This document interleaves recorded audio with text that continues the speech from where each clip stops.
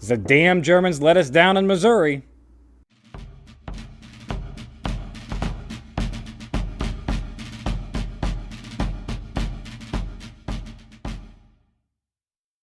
Hello and welcome to Civil War in Hindsight. I'm Lieutenant Tommy. With me, as always, is Prospector Johnny. And before we get into it too much, we are recording at the 4th of July, so you can have the appropriate Civil War background noises of... Yeah, everyone's firing off their mortars, they're blasting into the air, making loud noises and bangs, and to celebrate the freedom. So this will come out after the 4th, obviously. But yeah, if you hear any banging, that is us, not you.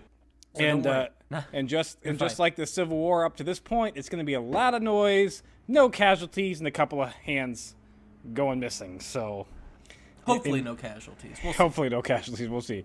To be determined. But this is our first full week of July, and with a new month brings a quick recap. The war has been raging on since mid-April, and for the most part, both sides have just been building up their armies, and not a lot of actual on-the-ground fighting has happened. We've taken a couple of pot shots at each other. There's been some skirmishes here and there. And ourselves. The North fought themselves a little bit. We definitely did fight ourselves a little bit. So it's not great. The state of Virginia is torn between the West and the East, with the western side siding with the Union and the eastern side siding with the dirty rebels. And Tennessee's kind of in the same boat, but flip it, where the East is with the Union and the West is so with this the dirty region rebel. Here, where they kind of come together and are together, and it's that pocket of people that are against the South and are remaining loyal to this beautiful country that we built. Beautiful, beautiful country that is already starting to fall apart a little bit, it looks like. Just a little. And out in Missouri, we have an angry governor who wanted to secede, but the people said no, so he's taken up arms against the state. So, way to go, Governor Jackson. I don't think how a democracy and the governorship is supposed to work. I think politicians are typically supposed to be, representatives for the will of the people.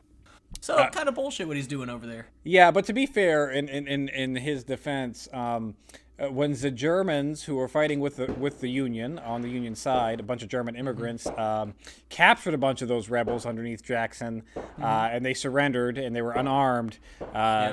They fired into the crowd. So that doesn't help things in Missouri. I mean, it's a bunch of traitors who were at war, and we can ignore that they surrendered, right? We just pretend that didn't happen, just like we pretend they're not a country, and then there's no war crime, and it's great. Yeah, then there's no war crime. Everything's good to go. So speaking of Missouri, this week it's going to open up on July 5th with the Missouri Governor Claiborne Jackson attacking German immigrant Union forces in Carthage, Missouri. So Jackson, having been pushed to the southwest of Missouri by Nathaniel Lyon's troops, was now caught between Lyon's troops behind him and Franz Siegel's German troops near Carthage in front of him. So... Okay, so the Confederates are coming at us a little bit over here. Well, we're pushing them out as far as we can, and now we kind of got them surrounded, So okay, so is there pushback now, or what? So so Governor Jackson. So basically we drove them to a point when they're like, okay, now we're going to shoot back. We've been pushing them.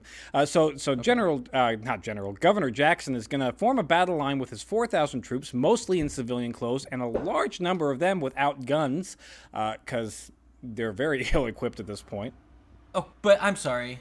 Who's lining up without a gun to go fight people with guns? Presumably, you have to assume that they're going to have guns. And so who's the poor sack of bones that has to go in there with no gun? With no gun? Well, I guess he's hoping that maybe the guy next to him who has a gun gets hit so he can take that gun. But who knows? He's about to get hit by me over the head, and I'm taking his gun because I'm not going in without one. Without one, though. So he's going to square off against Siegel's 1,100 men. So Siegel, the German troops, are very heavily outnumbered by the Confederates at this point. Although, again, some of the Confederates don't have guns, so there's that. Right, yeah. Numbers matter. Numbers don't matter unless they're armed. I would say. True. You know, true. Armed numbers versus armed numbers is significant. Bunch of extra bodies to shoot at is not It's as not significant. not significant, no. Jackson's troops are going to actually receive heavy casualties at the start, but Jackson is going to use his cavalry to flank both sides of Sigel's line, forcing him to retreat. Jackson's troops would pursue, but be held back by Sigel's artillery, which screened their withdrawal. So basically, you got the Confederates that are pushing up. They're taking heavy casualties, but they get the ponies that come around the side. They cause the retreat, and as the Union forces are pulling back, the artillery screens their movement, so Confederates can't push too far too quickly. Okay. The skirmish is going to last. Pretty well so far. Well, no. Well, I mean the Union withdrawal, so I mean not a victory for us. I'm Johnny. sorry, I misheard that. The Union withdrawal, but their movements are being screened, so the entire army doesn't get destroyed. By the artillery, which is nice. Yeah, that's nice, I guess. The skirmish is going to last until nightfall, with reported Union casualties of 13 killed, 31 wounded, and Confederate casualties reported of 40 to 50 killed and 120 wounded. So, I guess showing that the defensive position is always better on the casualty front. It seems like no matter what battle we've talked about so far, the defenders always take less casualties than the attackers, or at least so far in this war. Yeah, well, and I mean, I think that makes sense because it's a whole lot easier just to sit where you are and have people come at you, and then you fire a bunch of stuff, and then you don't have to progress anything. You just have to keep shooting at them and hope they decide to run away. I think yeah, we got some musket fire over at your house there, Johnny. I think I need to watch out. This skirmish is the first real delay in Union advances in Missouri and enables Jackson to have a morale boost, but in reality, it's not a lot changing here because the Union forces still control the Missouri River, and they control all the landways in and out. So for the most part, Missouri is still under Union control. Now, did they just reclaim some of the areas that we pushed them back from, or did they? What kind? What, so we've not out of this? Yeah. They got not being surrounded and completely destroyed, and that's it. Okay. And that's about what they got right now. Yeah, because at this point they're just prolonging it here. As of right now, that at least is what it looks like. On July 6th, Union forces are going to push further into western Virginia at Middle Fork Bridge, east of Buchanan, and the Confederate pirates in the CSS Sumter, like we talked about last week, they're going to deposit their first war prizes taken in the commerce raids of last week in Cuba.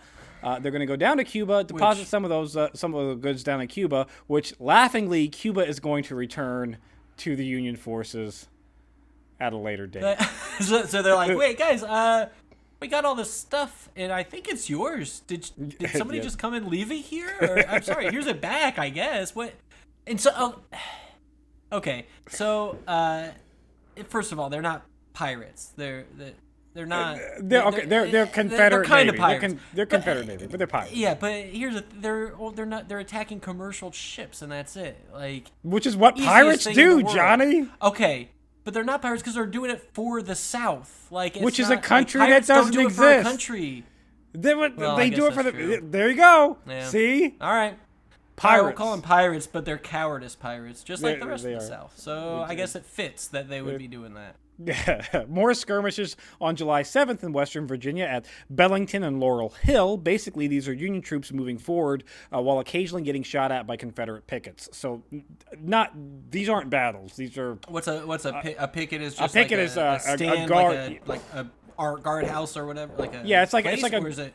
It's a person, and these are people that are put out in front of the Confederate lines to warn them of oncoming Union troops. Each side has pickets. These are just people. Yeah. Your frontline guards. So Union troops start coming. These pickets, I assume, shoot at them to slow them down or whatever. And then warn. Then everybody else knows. Oh, people are coming and all that. Yeah, you got it. Got it.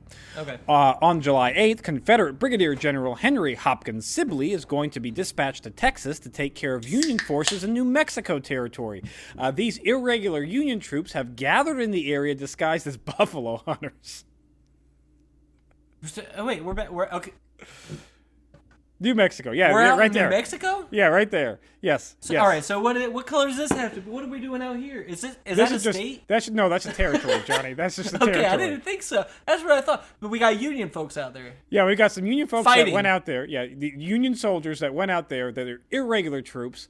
They went out there before, as hostilities started, disguised as buffalo hunters to What do you wreak mean havoc. irregular troops? They're not they're not formal army. They're not like, I'm a regular troop. I'm So paid it's just by the folks government. who say that they're the Union. Yeah, I It's mean, these are like a militia. Yeah, these are militia that are out there. Okay. Yes, yeah. All right, and they're out there for the Union, and they are Yeah, they're out there disguising for themselves as buffalo hunters. Yes, just to wreak havoc where they can through Texas. Okay. So we have got Confederate. That's yeah. good. They're just making some noise. It's just some good old boys that wanted to get involved somehow, right? But enough noise that Confederate Brigadier General Henry Hopkins Sibley is going to be dispatched to Texas to take care of it. So we'll see how that plays out. Okay, so I mean, this is kind of like just spreading resources thin now. Spreading I those. mean, they don't have a lot to begin with, but now they have to send. And I assume it's not just one dude going out there; he's bringing his troops with him, right? He's bringing his troops. Yeah. And Yep, so we're just spread them out, and then it's just easy pickings right through it. Yep. Okay, let's do it. On July 10th, the Imperial Russia, the Imperial Russia, the country Russia, in its crown, the Czar declares its neutrality with the Union, and saying again they're recognizing the Confederates as a belligerent nation, not an actual nation, but a belligerent nation. So they're also not recognizing. We're not. Them we're not gonna get involved in this. So I'm not sure so why they would, but they're not gonna get involved. I mean, yeah. They're just getting ahead of the game here. So they are. They said they're neutral to whatever's happening. Whatever you got going on over there. Yeah. Basically, the Imperial Russian Embassy in Washington is like, no thanks, we're good. Yeah. You want to buy some guns from us? We got some guns you might want to buy. Of course, yes. But that will be you don't get the war discount. The Allied discount for fighting against our common. You gotta pay the full price, and then we'll give it to you. Okay. Another declaration is declared with the Creek Indians signing a peace treaty with the Confederates. So. But I guess I get it. I mean, we didn't exactly treat the Native American peoples with the most respect up to this point. To be fair, I kind of get it. Neither did the South. Neither did anybody in the South. It's not like they treated them differently. They weren't like, those guys up on the northern portion of this country have been treating you real bad, and we've been so nice to you, only kind of stealing your land and killing you off with maybe disease. It's that. So maybe you want to be our friends. Maybe it's that whole enemy of my enemy is my friend thing kind of going on. I think that might be it. Is it also kind of geography based? They're just kind of there and like, oh well, I guess maybe we're sitting in the middle of you guys, so bad idea to proclaim you guys as enemies. Like, yeah, maybe. I'm sure. Well, that's not good because they're gonna have anger, and that's gonna be probably a pretty good ally to have. I'm sure this peace treaty is gonna be upheld like all the other peace treaties that white men have made with natives. So we'll see how. I mean, why wouldn't it be? Is the white man's word not honorable? So the week, Johnny, is gonna end on the 11th with skirmishing in Western Virginia, turning into an actual bigger skirmish and almost the size. I mean, it's kind of a battle. This is kind of a battle, actually. Okay, and so. Now this was the Union were pushing into West Virginia, right? You mentioned that earlier. Yes. In West Virginia they should be pretty pleased to see the Union. Yes, but there are Confederate troops. Okay, but now there's the Confederate troops there, and now they are fighting back. Yes, or so skirmishing back. They're retaliating. There is a Confederate stronghold, if you would, at Rich Mountain. Union General McClellan is going to take 2,000 troops under the command of Brigadier General William Stark Rosecrans to attack Confederate Lieutenant Colonel John Pengram's positions on Rich Mountain. Okay. Rosecrans is going to march over very rough terrain in the mountains to surprise Pengram's left flank, which he thought was impassable and was his flank was protected by natural mountain barricade. It's like no one's climbing over that mountain. Nobody's over there. climbing. Nobody's coming that way. Why would anybody ever do that? And then you get a bunch of crazy Union guys going, we're climbing a mountain to get you.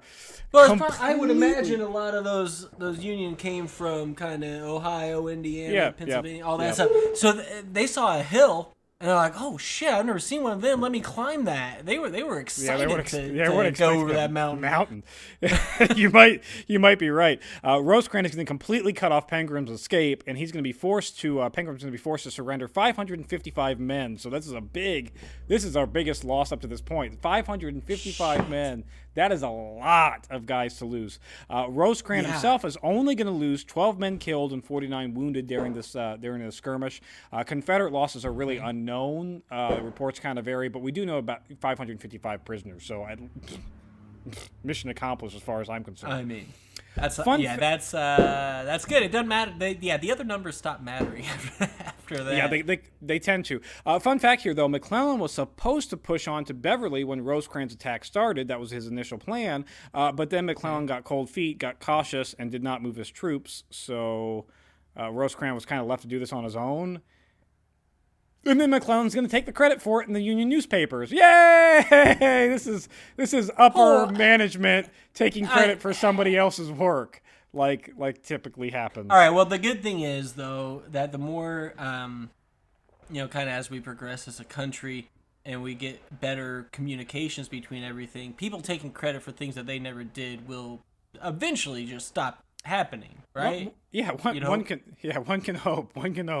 And the week's gonna, the last little note I got here, Johnny, is that senators from Virginia, North Carolina, Arkansas, Texas, and one from Louisiana, Tennessee are going to be expelled. From what? From Louisiana and Tennessee are going to be lazy in Tennessee. They're going to be formally expelled from the U.S. Congress, which is really just a formality because they haven't been showing up since the whole secession thing. So until now, they've been active members of our government in states that are aggressive towards our government. Yeah, if they would have showed up, they could have had a vote, but they didn't show up. Why did this take so long? Now they're formally expelled, so it doesn't. I don't know. Things. I guess slow. That's good. But to be fair, Congress hasn't really been in session up to this point.